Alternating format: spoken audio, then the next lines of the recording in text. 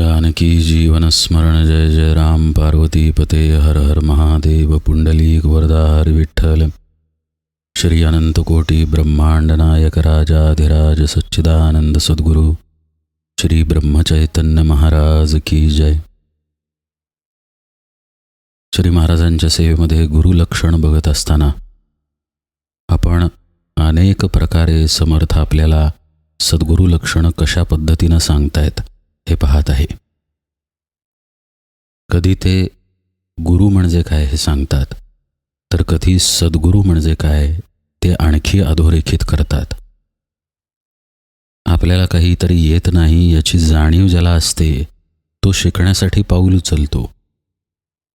मला हे माहीतच आहे असा ज्याचा भाव असेल तो शिकण्यासाठी उत्सुक असत नाही। त्याच्यापाशी शरणागती नम्रता हे गुण दिसून येत नाहीत। ज्याच्याकडे हे गुण असतात आणि जो शिकायला उत्सुक असतो तो गुरुचा शोध करेल।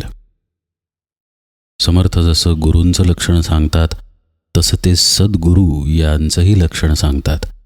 या गुरु शब्दाच्या अलीकडे सत शब्द आला की सद्गुरू झाले। मग ते अर्थातच व्यावहारिक ज्ञान देणारे नाहीत। जीवात्मया परमात्मयाची गाठ घाली असं हे सद्गुरूंचं पद आहे। असं हे तत्वरूप शक्तीचं स्वरूप आहे।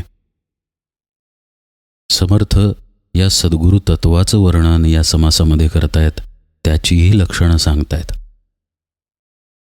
आपण देहधारी असल्यामुळं आपल्याला जसं पूजनासाठी सगुण मूर्ती समोर लागते तसं आपल्याला सगुण सद्गुरूंचं स्वरूप लागतं, ज्यांच्या माध्यमानं आपल्याला उपदेश घडेल। माध्यमानं असा शब्द आहे बरं का। तो देह म्हणजे त्या सद्गुरु तत्वाचं केवळ एक माध्यम असतं। तो देह म्हणजे सद्गुरू असत नाही। म्हणूनच महाराज म्हणतात की त्याचा देह आमचं कार्य करत नाही। तो देह आहे माध्यम स्वरूप। तसं पाहायला गेलं तर आपला देहसुद्धा एक माध्यमच आहे। देहच नसेल तर साधना कशी करता येईल? ज्याचा देह अगदी विकल झालेला आहे, बेशुद्धावस्थेत आहे, तो ध्यान नामस्मरण पूजन कीर्तन पादसेवन जे काही 9 भक्तींचे प्रकार आपण पाहिले त्यातली कोणती तरी भक्ती करू शकेल का? गोंदवलेकर महाराज एके ठिकाणी म्हणतात, तुमच्या स्मरणामध्ये किंवा तुमच्या जागृतीमध्ये जितकं तुम्हाला शक्य आहे तेवढं साधन करा। जेव्हा तुम्ही झोपी जाल किंवा बेशुद्ध व्हाल तेव्हाच मी बघून घेईन असं महाराज म्हणतात। तत्वरूप सत्ता ही देहापलीकडेच काम करत असते।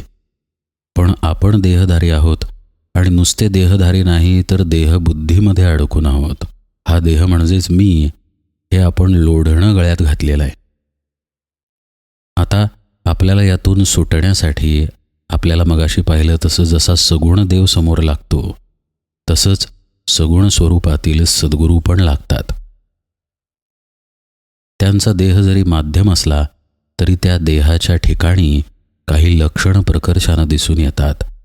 याबद्दल समर्थ भाष्य करत आहेत। तत्वाचं भाष्य करायला गेलं तर ते त्रिगुणातीत आहे, द्वैतातीत आहे, ब्रह्मानंदम परमसुखदम केवलम ज्ञानमूर्तिम असं ते आहे। द्वंद्वातीतम गगनसदृशम तत्वमत्स्यादिलक्षम एकम नित्यम विमलम अचलम सर्वधी साक्षीभूतम असं गुरुतत्व आहे। ते भावाच्या अतीत आहे, भावातीतम त्रिगुणरहितम सद्गुरूं तन्नमामी। याचं वर्णन तरी काय सांगणार आणि याची लक्षणं तरी काय सांगणार?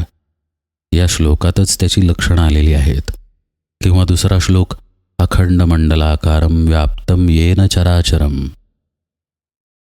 कुठे सद्गुरू नाहीत अशी जागाच मुळी नाही आहे। म्हणजे हे एक प्रकारे भगवंताचंच वर्णन झालं। पण भगवंत उद्धार करतो यापेक्षा सद्गुरू उद्धार करतात, म्हणून सद्गुरूंचं महात्म्य जास्त आहे। कबीरांच्या बाबतीत एक घटना घडली।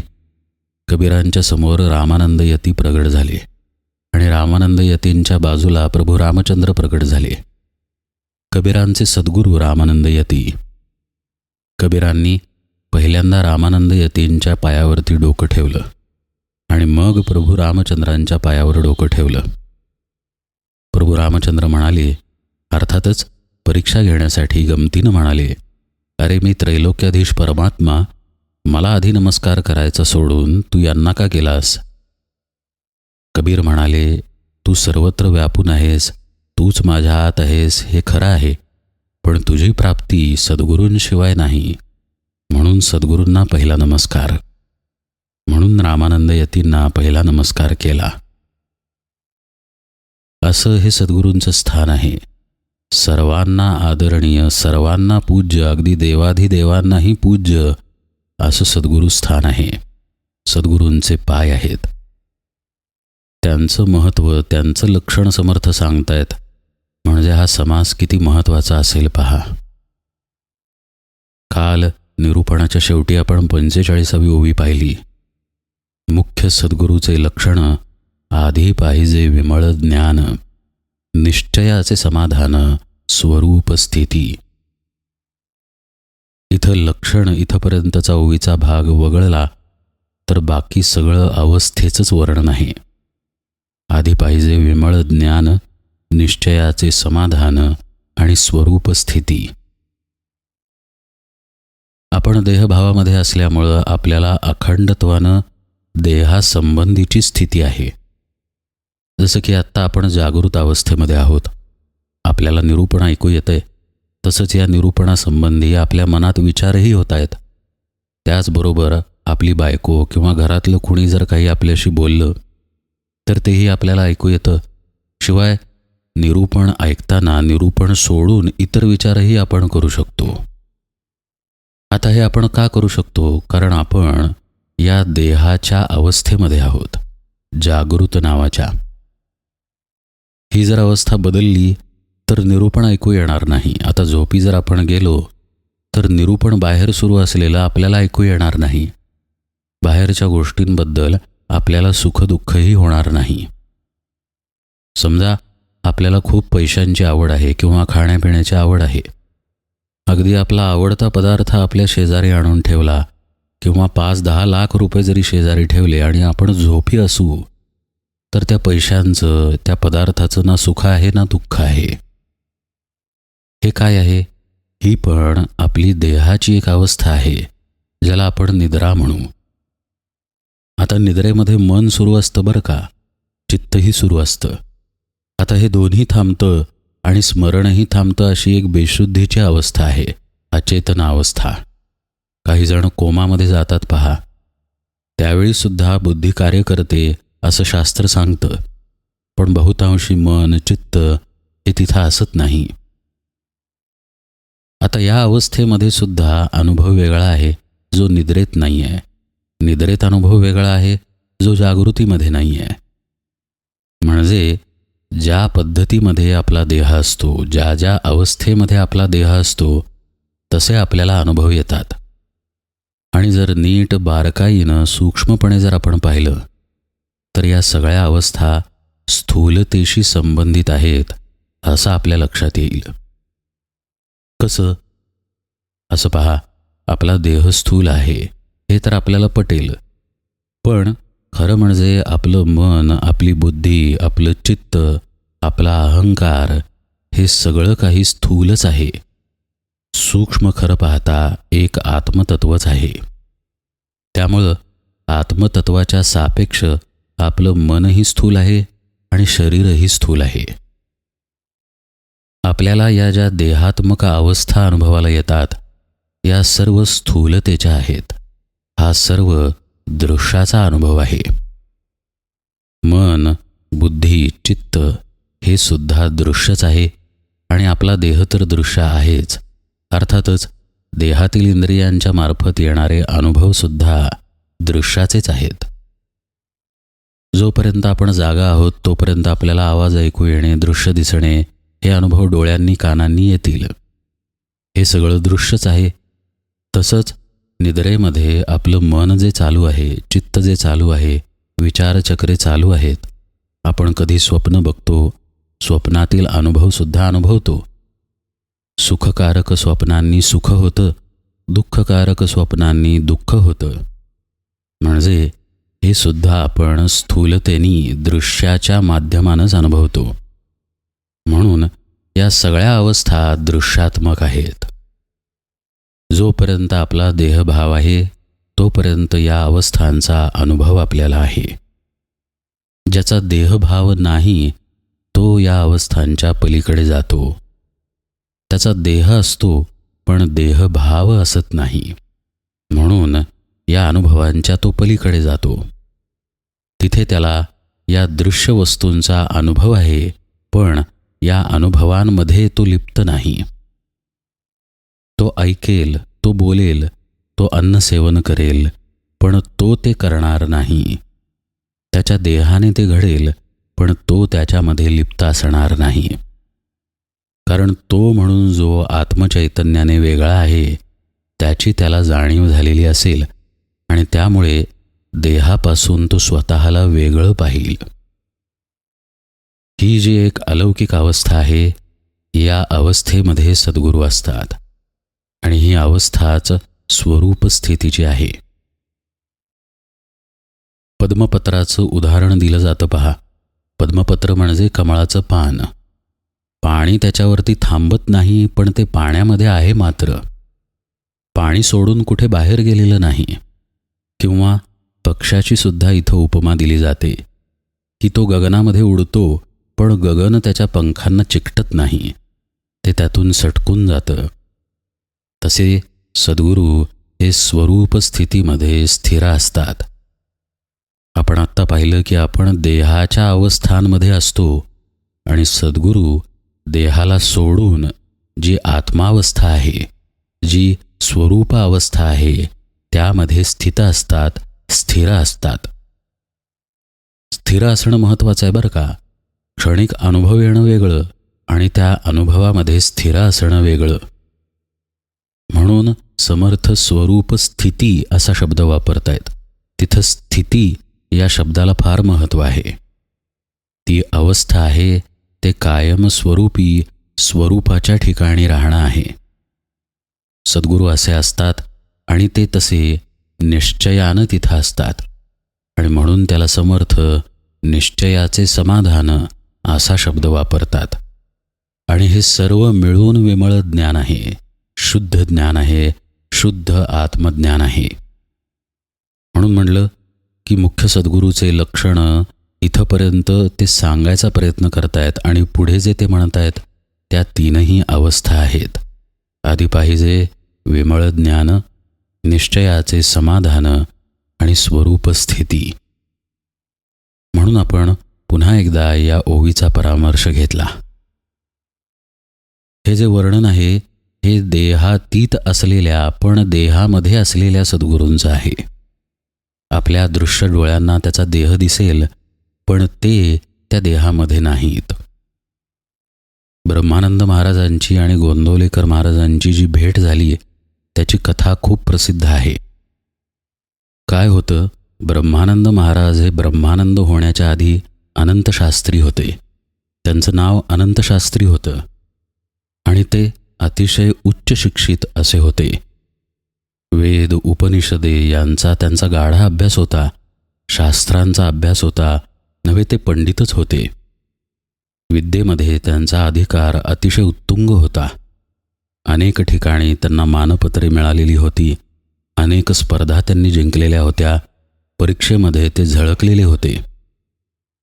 असे तेजस्वी असलेले अनंत शास्त्री अत्यंत विरक्त पण होते. त्यांच्या अंगी कडकडीत वैराग्य होतं असं खुद्द श्री महाराजांनी सांगितलेलं आहे. पण त्यांना सद्गुरूंची प्राप्ती झालेली नव्हती आणि अर्थातच एवढं पांडित्य मिळवल्यानंतर त्यांना निश्चितच कळलेलं होतं की सद्गुरूंशिवाय तरणोपाय नाही. पण त्या पांडित्यामुळेच त्यांच्या मनात सद्गुरूंविषयी काही धारणा होत्या आणि अर्थातच त्या धारणा बाह्यांगानं होत्या, बाह्य लक्षणांवर आधारित होत्या.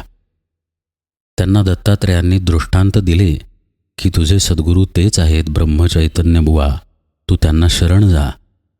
आणि ते तसे श्री महाराजांच्याकडे आले सुद्धा. पण श्री महाराज बायकांच्या गोतावळ्यात बसलेले होते आणि कुणी त्यांच्या अंगाला तेल लावत होतं तर कुणी स्नान घालत होतं.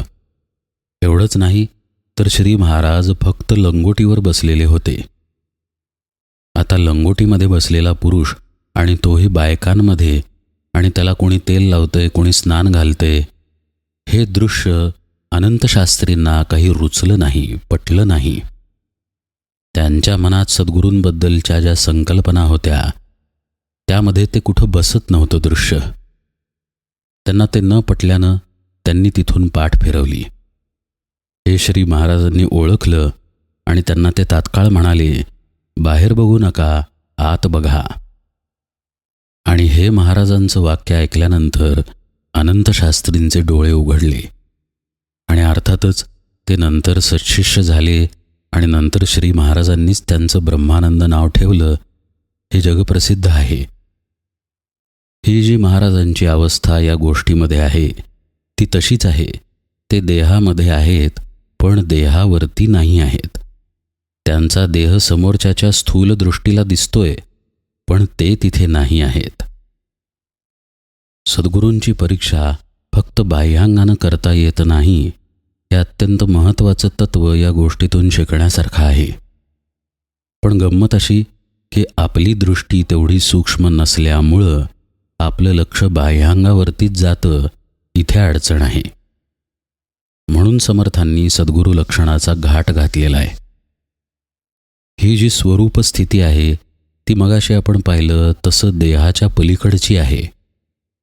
श्री महाराज देहानं लंगोटीमध्ये बसलेले दिसत होते, बायकांमध्ये बसलेले दिसत होते, पण ते तिथे बसलेले नव्हते.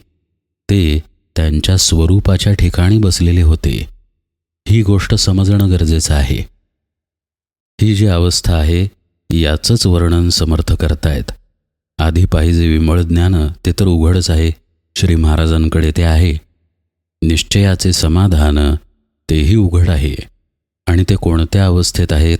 स्वरूप स्थिती. अशी ही अवस्थात्मक दशा आहे जी सद्गुरूंच्या देहाची असते. वरती तो कसाही दिसेल पण आतमध्ये तो ज्ञानी आहे. तो स्वरूपाच्या ठिकाणी स्थिर आहे. तुकाराम महाराज म्हणतात ना, जगात पिशाच अंतरी शहाणा, सदा ब्रह्मी जाणा निमग्न तो. निमग्नता त्याची कुठे आहे? ब्रह्मामध्ये आहे. आणि म्हणूनच त्याची स्थिती ही ब्रह्मस्थिती आहे, स्वरूप स्थिती आहे. एवढं सांगून समर्थ थांबत नाहीत. आता त्यापुढची ही 46वी ओवी पहा.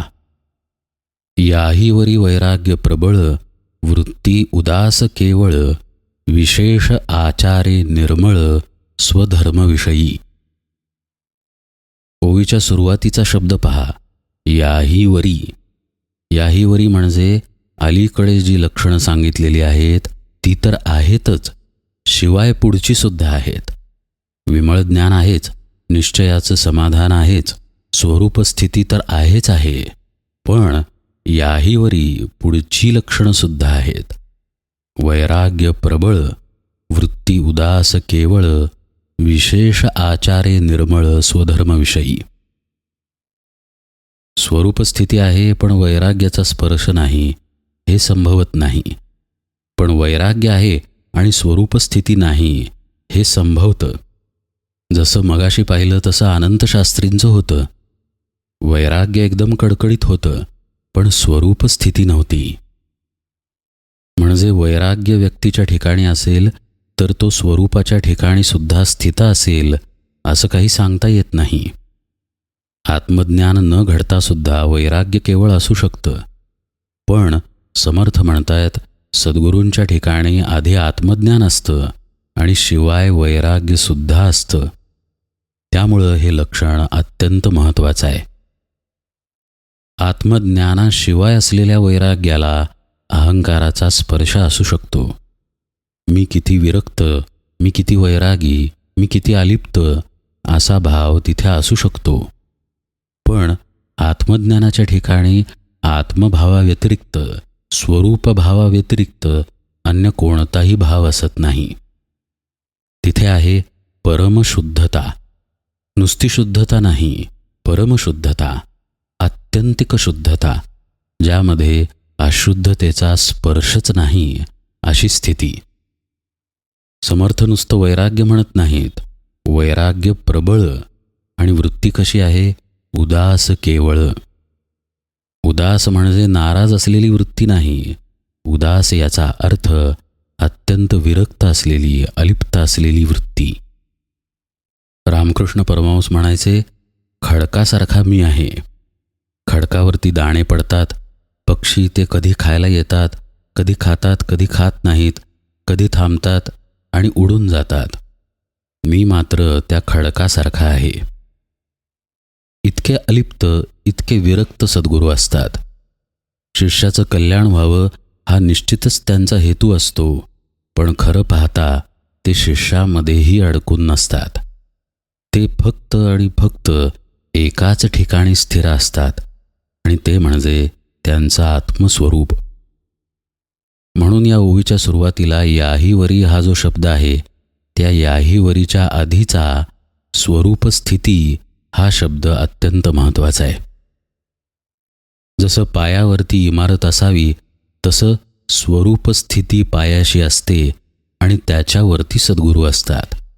मग त्यांच्या ठिकाणी असणारं वैराग्य म्हणा, त्यांच्या ठिकाणी असणारा आचार, त्या आचारातील निर्मळता म्हणा, किंवा स्वधर्मविषयी असलेली तत्परता म्हणा, किंवा उदास वृत्ती जी आत्ता आपण पाहिली ती म्हणा, ही सगळी स्वरूप स्थितीवरती अधिष्ठित असते. या सगळ्याचा पाया स्वरूपाच्या ठिकाणी असतो आणि त्या ठिकाणी ते स्थिर असतात. अर्थातच त्यांचा आचार अत्यंत निर्मळ असतो आणि स्वधर्माविषयी सुद्धा ते तत्पर असतात. आपण यापूर्वी गोष्ट पाहिली आहे की कसं श्री महाराजांना बरं नसतानाही त्यांनी स्नान करून सोवळ्यानेच रामाला नैवेद्य दाखवला. त्यांचा आचार ते बाजूला सोडत नाहीत. ब्रह्मज्ञानी असूनही, आत्मसाक्षात्कारी असूनही ते धर्माला बाजूला टाकत नाहीत. धर्माच्या चौकटीत राहून आचाराची शुद्धता पाळून ते वर्तन करतात. हा त्यांचा एक अत्यंत महत्त्वाचा गुण आहे. त्याचं कारण असं की त्यांचं वर्तन, त्यांचं वागणं बोलणं हे आदर्शवत असतं. त्यांच्याकडे पाहून साधक घडतात, शिष्य घडतात. त्यामुळे शिष्यांच्या कल्याणासाठी आणि एक आदर्श रचना तयार करण्यासाठी सुद्धा ते त्यांच्या वर्तनाला सांभाळून असतात. तुकाराम महाराज म्हणतात, आम्ही वैकुंठीचे वासी आलो याची कारणासी, बोलिले जे ऋषी साच भावे वर्ताया. यासाठीच आम्ही वैकुंठाहून आलो की जे ऋषींनी सांगितलेलं आहे ते आचरून दाखवावं. कारण आचरणाचं महत्त्व अनन्यसाधारण आहे. त्या आचरणाला बघूनच शिष्य तयार होतो, त्याची साधना घडते आणि वाढते. म्हणून समर्थ सद्गुरूंचं चपखल वर्णन करतायत. मुख्य लक्षण काय तर त्यांच्या ठिकाणी आहे स्वरूप स्थिती. आणि मग ते म्हणतात, याहीवरी वैराग्य प्रबळ, वृत्ती उदास केवळ, विशेष आचारे निर्मळ, स्वधर्मविषयी. यापुढेही समर्थांनी सद्गुरू लक्षणं अत्यंत मार्मिकपणे सांगितली आहेत. ती आपण यथावकाश पाहूया. आज निरूपण सेवेला इथेच विराम देतो. जानकी जीवन स्मरण. जय जय राम.